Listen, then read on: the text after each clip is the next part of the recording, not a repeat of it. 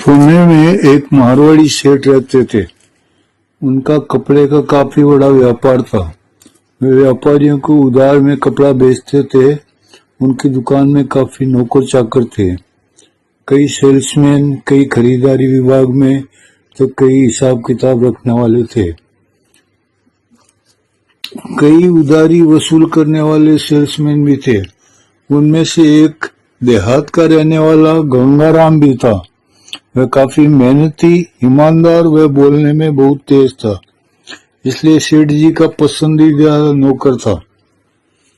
गंगाराम ने पढ़ाई कम की थी, लेकिन वो बोली चाली में अपना काम निकाल लेता था। अंग्रेजी के कुछ शब्दों को जान लेता था। एक दिन सेठ जी को पैसों की सख्त जरूरत पड़ी। उन्होंने बेंगलोर के एक व्यापारी से बात की तो वो बोला, आप अपने किसी आदमी को आज ही बेंगलोर भेज दें, क्योंकि कल वह विदेश यात्रा पर जाने वाला है। सेठ जी ने गंगाराम को बुलाया और कहा कि तुम आज ही हवाई जहाज से बेंगलोर चले जाओ और पैसे लेकर आओ। अब गंगाराम ने कभी हवाई जहाज का सफर नहीं किया था, सो रोमांचित हो उठा। सेठ जी ने उसको हवाई जहाज का टिकट दे दिया और वह हवाई अड्डे के लिए निकल पड़ा। वहां पहुंचकर उसने विमान के बारे में पूछा तो किसी ने कहा वह सामने बेंगलोर का विमान खड़ा है। स्वारगेट बस अड्डे पर कैसे लोग पंढरपुर की बस पकड़ने के लिए भागते हैं, वैसे ही वह सीट पकड़ने के लिए भागा।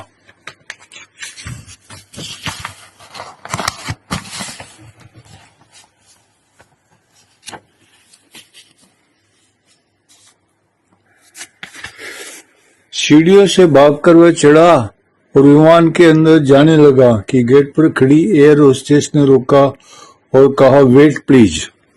गंगाराम बोला 60 किलो और भागने लगा। एयर होस्टेस, भागिए मत प्लीज, इधर इंतजार कीजिए। वह रुक गया। एयर होस्टेस ने उसका बोर्डिंग पास चेक किया और बोली, आप सीट नंबर 50 पर बैठ जाइए।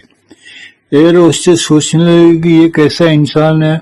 उसका चेहरा एयर होस्टेस को याद हो गया। संयोगवश दूसरे महीने गंगाराम को सेठ जी ने वापस बेंगलोर भेजा। मजे की बात कि वही विमान और वही एयर होस्टेस वापस मिली। गंगाराम इस बार बराबर लाइन में आ रहा था कि एयर होस्टेस ने मजाक करने की सूझी और जैसे ही गंगाराम का नंबर आया वह बोली, वेट प्लीज। ये सुनकर गंगाराम साइड में खड़ा हो गया और इंतजार करने लगा। एयर होस्टेस वापस बोली, वेट प्लीज, आपका वजन बताइए। ओ, गंगाराम बोला 65 किलो। एयर होस्टेस ने